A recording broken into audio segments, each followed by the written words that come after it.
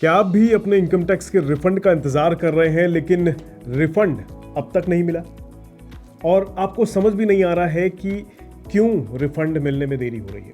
क्या इसके पीछे कोई बड़ा कारण है?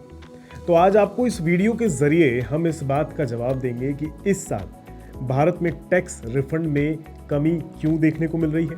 क्या सरकार की टैक्स कलेक्शन पॉलिसी में कोई बड़ा बदलाव हुआ है और क्या भविष्य में टैक्स रिफंड्स में बदलाव का कोई असर देखने को मिल सकता है?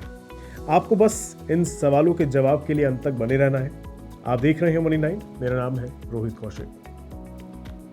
तो आपकी परेशानी का सबब बना हुआ है इनकम टैक्स, जिसे आपने टाइम से भर तो दिया, लेकिन अब आप रिफंड का इंतजार कर रहे हैं, लेकिन रिफंड मिल नहीं रहा है।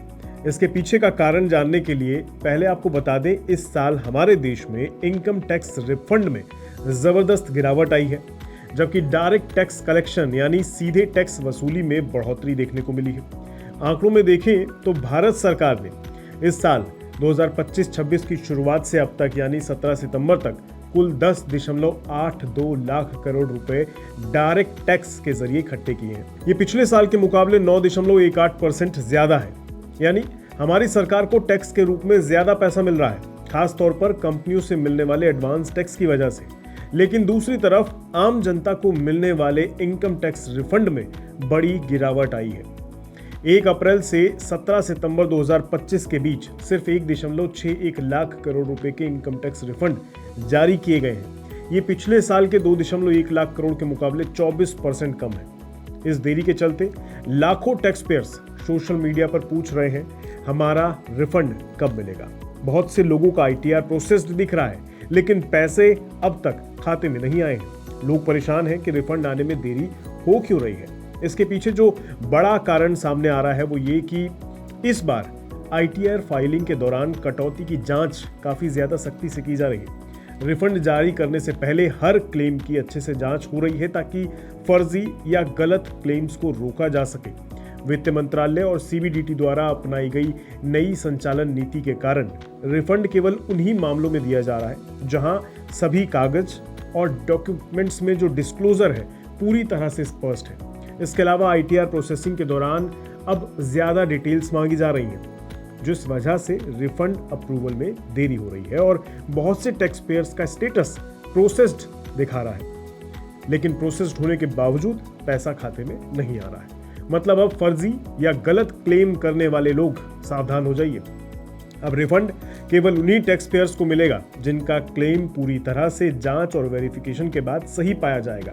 लेकिन अगर कोई रिटर्न स्क्रूटनी या ऑडिट के लिए फ्लैग हो जाता है तो जांच पूरी होने तक रिफंड को रोक लिया जाएगा।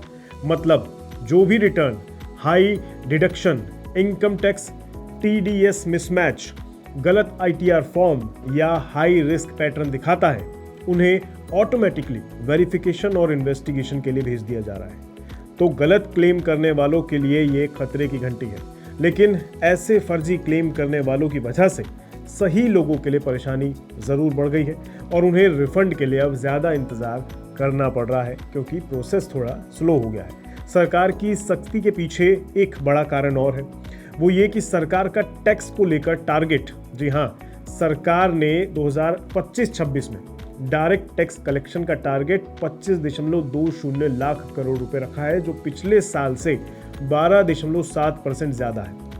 इस लक्ष्य को हासिल करने के लिए रिफंड जारी करने की प्रक्रिया को भी धीमा कर दिया गया है। इसी कारण से आम नागरिकों के रिफंड पिछले साल की तुलना में 1/3 रह गए हैं और साथ ही इन क्लेम्स की ज्यादा बारीकी से जांच भी की जा रही है। अब बात करते हैं टैक्स कलेक्शन से जुड़े कुछ अहम बदलावों की, जिसका असर भविष्य में देखने को मिलेगा। उन लोगों को जल्दी रिफंड मिलेगा जिनके डॉक्यूमेंट्स पूरी तरह से सही, पारदर्शी और वेरीफाइड होंगे। मतलब उन्हें परेशानी का सामना नहीं करना पड़ेगा। झूठे और गलत डिडक्शन का दावा करने वालों के लिए रिफंड में देरी होगी, जिससे टैक्स कंप्लायंस बढ़ेगा और टैक्स चोरी रुकेगी।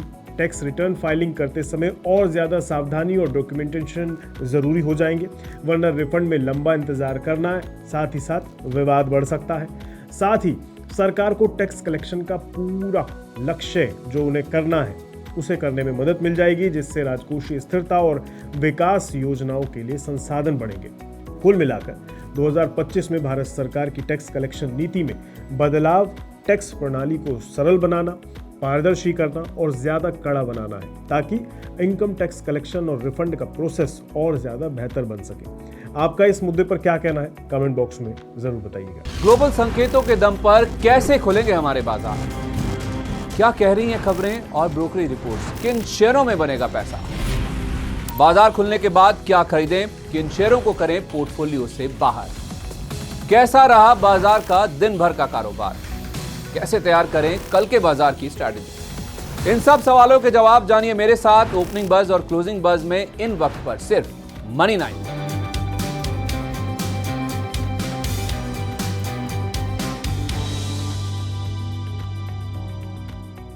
मनी 9 लाया है membership programme money 9 prime.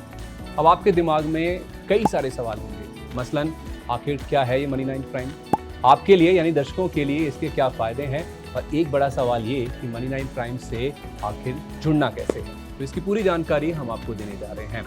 Money 9 prime में 3 प्लान होंगे, इकोनॉमी, स्टैंडर्ड और VIP। तो फटाफट ज्वाइन कीजिए YouTube पर मनी 9 प्राइम। ज्वाइन करने के लिए मनी 9 के YouTube पेज पर जाइए, होम पेज पर मिलेगा ज्वाइन बटन, इसे क्लिक करें, अपनी पसंद का प्लान चुनें और बस हो गया, अब आप रहेंगे सबसे आगे।